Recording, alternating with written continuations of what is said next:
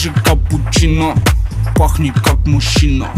Даже Аль Пачино хочет быть как Чина. Чина, машина. Чина, чина, чина, чина, чина, молодчина.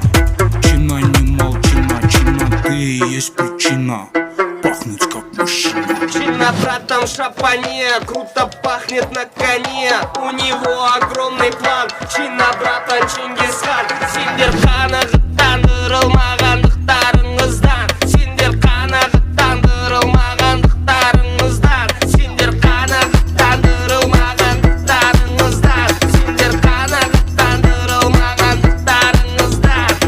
Короче, Чинаны білсем бол. Құлақ салып тыңда Чина братандарымды. Бәрін білетін ағалар мамам бол.